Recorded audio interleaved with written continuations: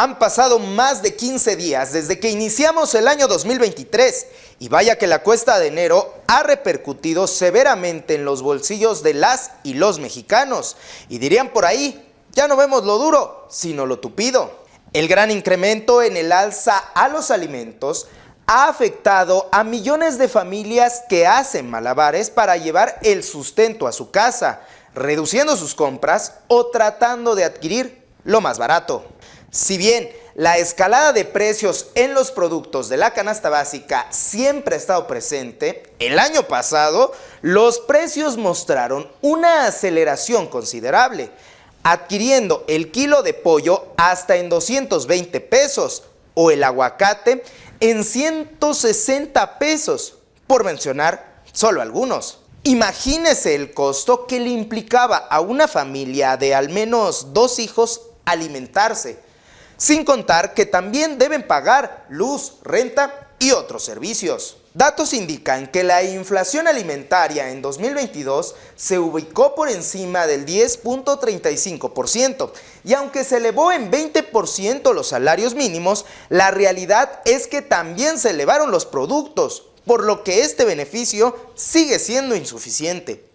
Así lo relatan los mexicanos que día a día estiran sus ingresos para sobrevivir. Hoy, en Investigación, hablamos de la inflación.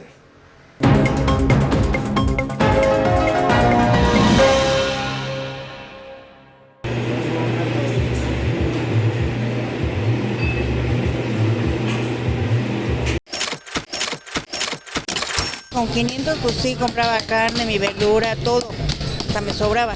Y ahora ya no. ¿Qué me queda más que ir jineteando el dinero? Como la señora Guillermina, millones de familias mexicanas han padecido los estragos ante el encarecimiento de los productos de la canasta básica debido al alza inflacionaria. Hoy en día, las amas de casa tienen que buscar opciones para hacer rendir su gasto. Y a pesar de que recorren tiendas, mercados o tianguis para encontrar los precios más económicos, el alza en los alimentos no permite que lleven a la mesa de su hogar los productos necesarios. Pues hemos comprado un poquito más de pollo, la carne la hemos estado dejando, la de porco también. 200 pesos ya no te alcanza para nada, ya te gastas en la calle más de 500 pesos. Los limones, ahora ya no te venden un limón porque está bien caro también. Ahora para una sola, por ejemplo, para la comida usamos 350. Por ejemplo, yo a la semana me gasto 800 pesos y eso pues para unos 3, 4 guisados. Datos del Consejo Nacional de Evaluación de la Política de Desarrollo Social indican que en diciembre de 2022, el costo de la canasta básica en zonas urbanas fue de 2.124 pesos con 70 centavos, lo que representó un incremento anual de 11.7%. En tanto, para las zonas rurales, el costo fue de 1.630 pesos con 95 centavos, con un incremento anual de 11.4%, siendo el limón, la zanahoria, los chiles serranos y jalapeño, así como el chocolate en polvo, los productos con más alza, de un total de 44 artículos. Las verduras, todo se disparó, el aguacate, el limón, el chile. Ahorita el kilo de chile está a 100 pesos. Pues ahorita lo que subió mucho en la mañana, estaba muy caro, fue el pepino, el jitomate, la calabaza y la lechuga. Por ejemplo, la carne del pollo, la pechuga, esa sí ha incrementado bastante. El bistec y el huevo, el azúcar, pues creo que en todo sí se ha elevado al 100%. El plátano yo recuerdo que lo comprábamos en 12 o 15 pesos, ahora lo estás comprando en 25, 30. El tomate, el jitomate, sabemos que en esta temporada hay un incremento siempre, pero ahora es más. Además, se presentó un incremento en el precio del pan, pan de caja, refrescos y tortillas, productos altamente consumidos por los mexicanos. Para este año, a partir del 1 de enero, ya hay un aumento considerable en cigarros, bebidas alcohólicas, refrescos, bebidas azucaradas y gasolina. Ante esta ola inflacionaria, los agricultores, productores, así como comerciantes han resultado afectados, pues la gente minimiza sus compras. En el jitomate, pues antes, por decir, se llevaban 1 kilito, ahora nada más se llevan 2 o 3 para la sopa. Por lo mismo de que está muy alto el precio, pues ya baja ahora sí que la cantidad. Pues la gente ya no viene a comprar. Ya se llevaban 1 kilo de bistec, ahora se llevan 150, 120 pesos, ya difícilmente ya te compran 1 kilo de carne. A mí me incrementan el costo de la carne, pues yo tengo que subirlo. La carne de res, carne de cerdo, pescado, pollo, así como el huevo, tuvieron una inflación anual de 11.50%. Pues ha sido un incremento muy fuerte. Por ejemplo, en esto ha estado subiendo diario, el pollo sube diario. Y es un precio que ya la gente no lo paga. De acuerdo con cifras del Instituto Nacional de Estadística y Geografía, en diciembre de 2022 la inflación cerró en 7.82%, el mayor nivel registrado en 22 años. Además, se presentó una variación de 0.38% respecto al mes anterior. A la par de la tendencia de inflación acelerada, se estima que en México 4 de cada 10 personas no pueden costear su alimentación con su ingreso laboral. Otro dato significativo es que en los hogares más pobres gastan más de la mitad de sus ingresos para la alimentación, en comparación con las familias más ricas, donde gastan el 10% en este rubro, propiciando a su vez un aumento de desigualdad. La inflación ha sido más este año que pasó. Todo se disparó, todo, y nosotros seguíamos con el salario mínimo. Los sueldos son pocos, o sea, tú haces la cuenta de lo que tú inviertes en la comida con respecto a lo que la gente está ganando, no creo que les alcance. Con un aumento del 20% respecto al año anterior, para este 2023 el salario mínimo es de 207 pesos, es decir, mensualmente los trabajadores estarán percibiendo alrededor de 6.200 pesos. En tanto, en la zona fronteriza es de 312 pesos, lo que de manera mensual equivale a 9.472 pesos por una jornada de 30 días. Sin embargo, sigue siendo insuficiente. Sí, es que es todo, yo digo que es todo en general, la verdad, todo está carísimo y la verdad el dinero no alcanza. Luego si uno, por decir, no tiene empleo, pues imagínate, peor está la cosa. O en los negocios no hay ni trabajo. Si bien el gobierno federal ha considerado como un logro el incremento al salario, este no logra cubrir todo lo necesario para una buena calidad de vida, pues el poder adquisitivo de las personas es mínimo. La realidad, los precios han seguido subiendo, a pesar de que el dólar se ha mantenido estable.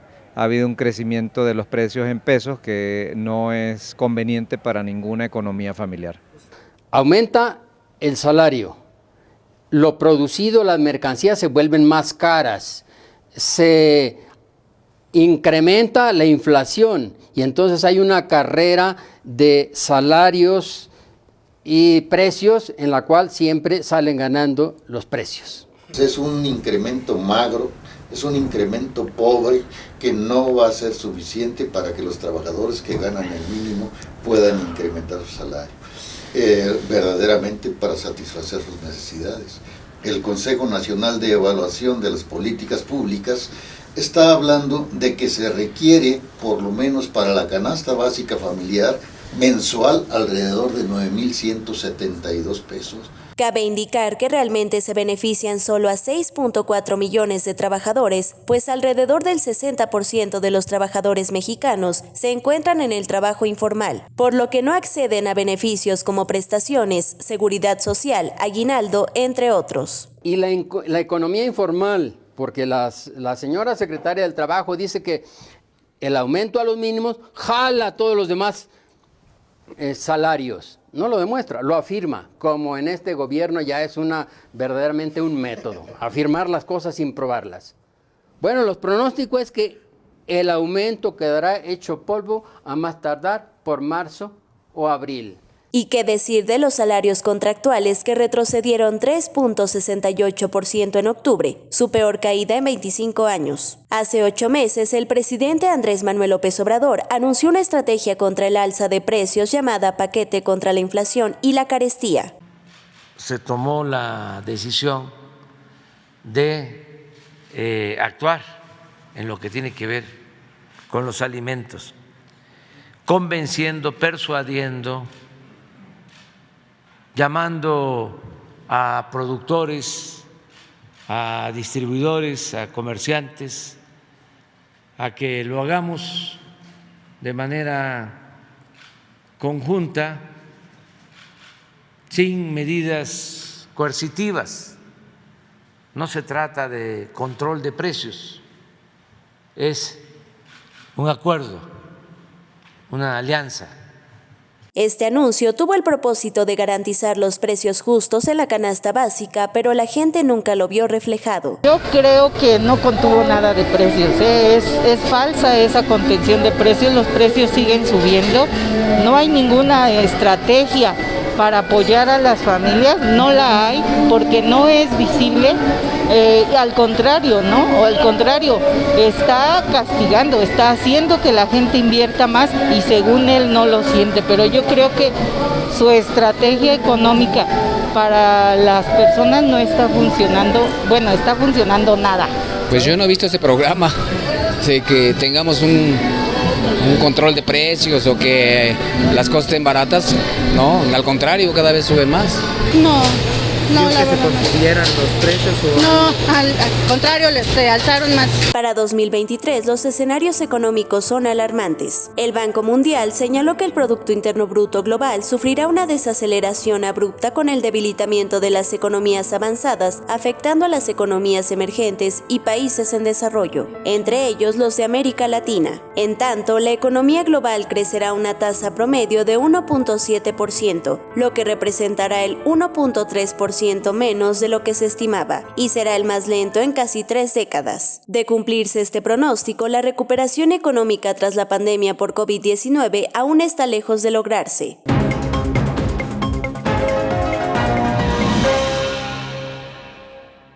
Seguimos analizando el tema de la inflación y para platicar y analizar más este tema, agradecemos que se encuentre con nosotros al analista económico y consultor empresarial, Pedro Tello. Muchas gracias por compartir estos minutos con nosotros. Gracias por la oportunidad para conversar sobre un tema que a todos afecta y que a todos al mismo tiempo interesa.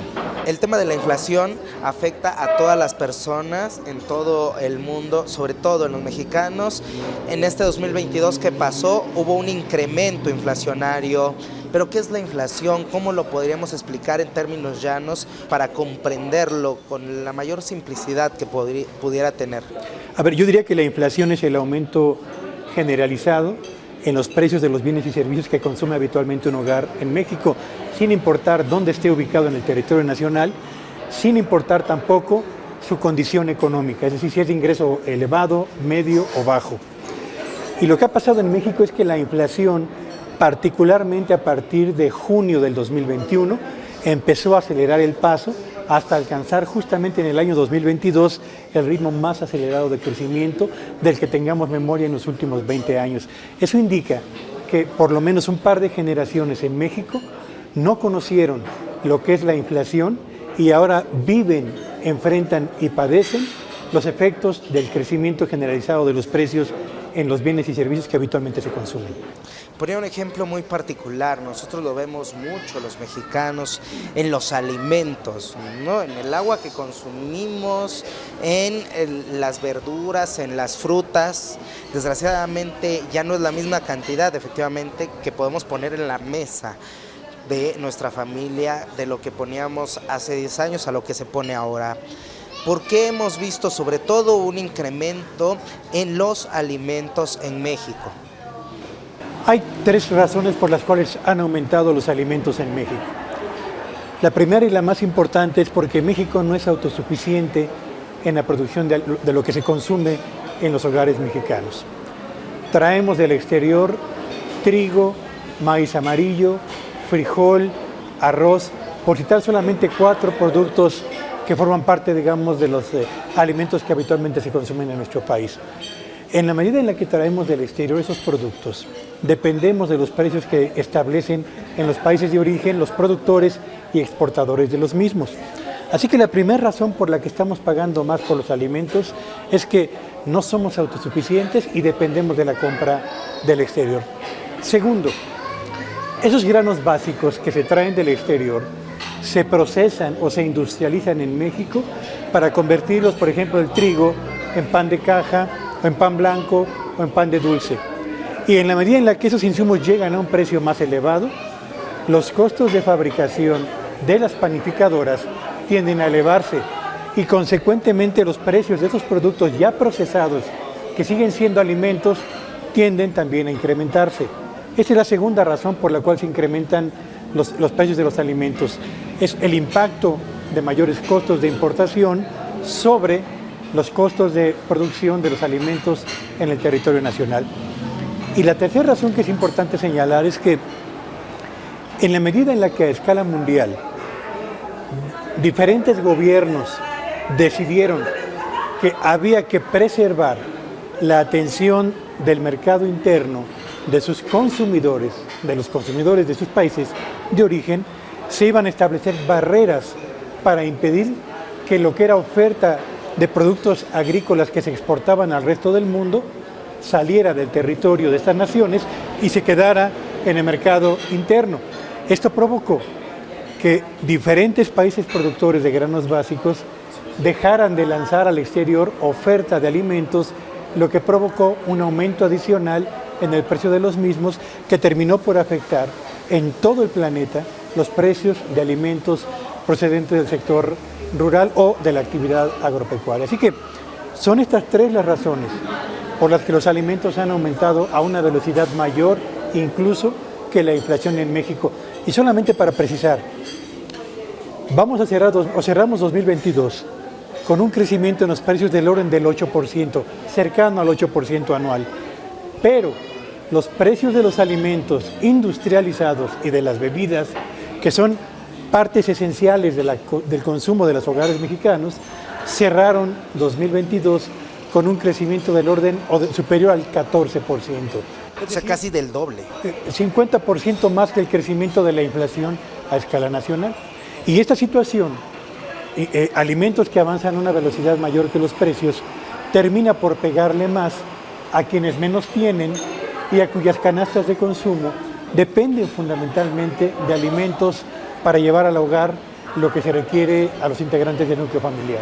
En este sentido, el salario mínimo viene a ser algo que apoya a la ciudadanía, a los mexicanos de a pie, o viene pues a ser solo un paliativo que suena bien en la nota, pero no está bien en la realidad, porque esto conlleva a que si en la producción de algún producto o en la garantización de un servicio se aumentan los salarios, bueno, pues es un costo de producción más elevado, ¿no? Por tanto, pues se incrementa el costo, pero no vemos entonces que se esté apoyando al consumidor o que el consumidor se vea beneficiado. El mexicano pues puede obtener incluso más productos con este aumento de salario. ¿Cómo no analiza usted? A ver, yo creo que en México el único estrato de la población, lo quiero subrayar, el único estrato de la población trabajadora que ha sido beneficiada por el incremento en los salarios es quienes dependen del salario mínimo. No porque el salario mínimo sea suficiente para comprar lo necesario, sino porque los aumentos que se han dado a lo largo de los 4 primeros años de esta administración son incrementos sustancialmente mayores al crecimiento de la inflación en el territorio nacional. Ahora la pregunta es, ¿cuántos mexicanos han sido realmente beneficiados con este incremento? Yo diría que, pensando en los datos más recientes, cerca de 8 millones de mexicanos en el sector formal de la economía dependen de ingresos salariales que están, en el mejor de los casos, como equivalentes a un salario mínimo. Pero insisto, no significa que el aumento en el salario mínimo que ha superado a la inflación en los últimos años haya sido suficiente para creer que con un salario mínimo se puede comprar una canasta básica para una familia de 4 integrantes. Solo afirmo que es el único salario que a lo largo de los últimos 4 años ha tenido un aumento superior al crecimiento de la inflación. Por lo demás, el resto de los trabajadores que depende de salarios contractuales o de negociaciones salariales persona a persona, no han logrado tener un incremento salarial, la mayoría de ellos equivalente siquiera a la inflación de los últimos 4 años. Así que podemos señalar con absoluta certeza que la mayor parte de los trabajadores mexicanos, lo mismo en el sector formal que en la informalidad, han padecido el embate de la inflación, cuyo incremento ha superado los avances salariales acumulados hasta este momento. En este sentido, hay que, pues, sí aumentar el dinero de los trabajadores y todo ello para, pues, que sea un motor para la economía. Pero en este factor hay grandes empresas en este sentido, tenemos grandes empresas que controlan la economía de nuestro país, pero las pymes, ¿qué posición queda la pequeña o mediana empresa y cómo se espera que tengan un 2023? Pues con esta inflación, con esta presión económica, ya sea por los salarios, ya sea por el costo de producción. A ver, yo diría que hay 3 factores que vale la pena tomar en cuenta para responder a esta pregunta. El primero y el más importante es, ¿cuál es la percepción que tienen los empresarios mexicanos sobre el ambiente en el que realizan su actividad cotidiana, lo que llamaríamos el clima para los negocios? La última encuesta que publicó hace unos días el INEGI, para tomarle el pulso al índice de confianza de los empresarios en México, revela que en los últimos 8 meses,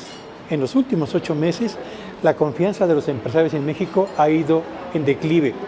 Y en 6 de los últimos 8 meses, ese nivel de confianza rebasó la frontera que marca la diferencia entre grado de confianza y desconfianza o pesimismo. Los últimos 6 meses, el nivel de confianza de los empresarios en México, derivado de esta encuesta del INEGI, se ha mantenido en niveles de desconfianza.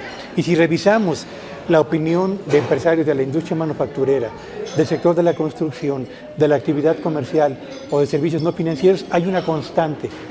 A estos 4 grupos les preocupa exactamente lo mismo: el futuro de la economía mexicana, pero también el futuro de sus propias empresas. Así que tenemos empresas, para empezar, cuya percepción sobre el ambiente en el que realizan sus negocios está marcada por el pesimismo o la incertidumbre, en el mejor de los casos.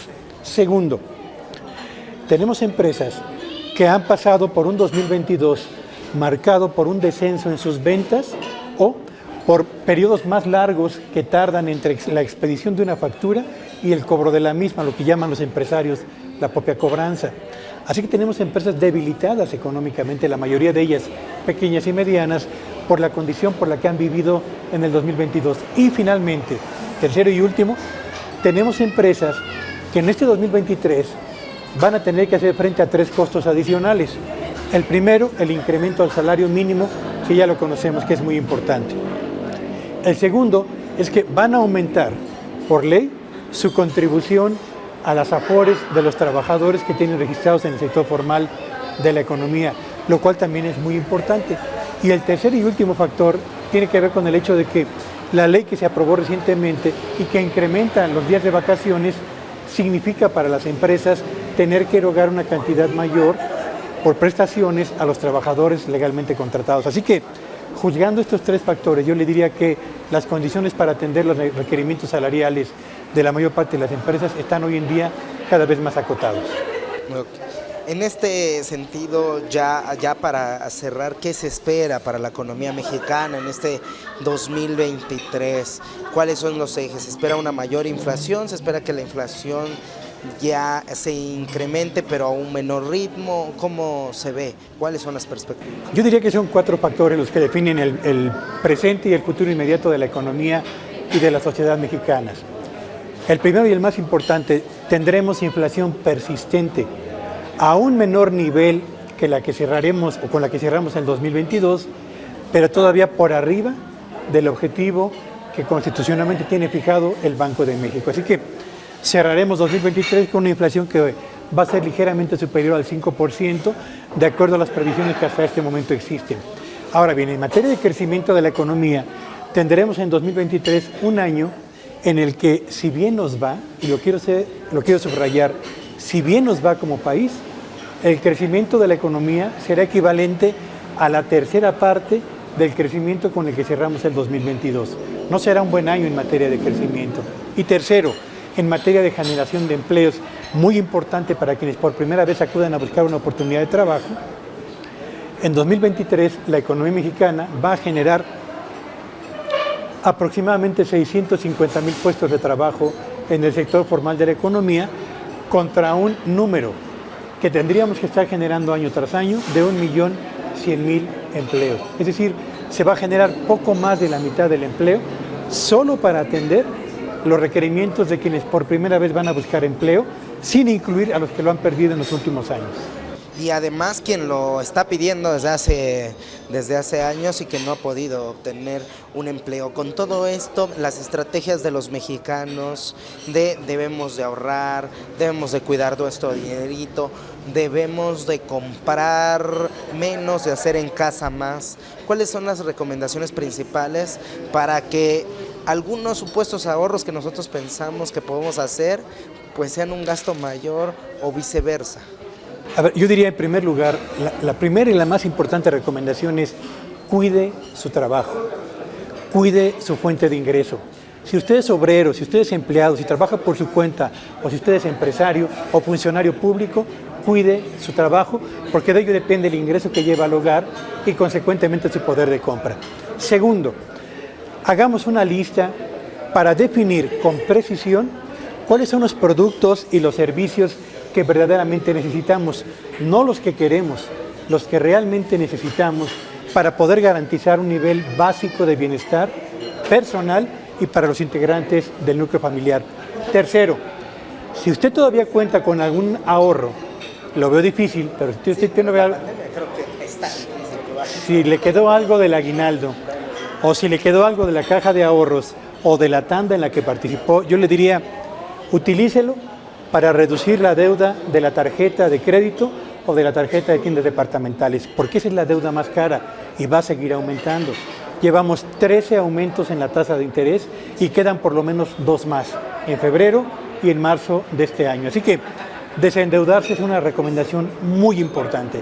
Y por último, si usted es adicto al uso de las tarjetas de crédito y tiene más de una, yo le diría, escóndalas que sean más de una y conserve la que le cobra la menor tasa de interés y la que le permitiría tener un control real de cuánto gasta y cuánto puede pagar al mes. Y derivado de esta última, no se endeude a menos que tenga la certeza de contar con los recursos para pagar en tiempo y forma esa deuda que está contratando el día de ahora. Ok, pues algo que desea agregar. Pues solamente el deseo de que 2023, a pesar de todas las inclemencias que se perciben en el ambiente económico, sea un mejor año para todas las familias en México. Ante un riesgo de mayor desigualdad, es importante implementar medidas que ayuden a mitigar el impacto sobre el poder adquisitivo de la población, no solo con subsidios a medias que no benefician a los grupos vulnerables, sufriendo así la mayoría de los mexicanos.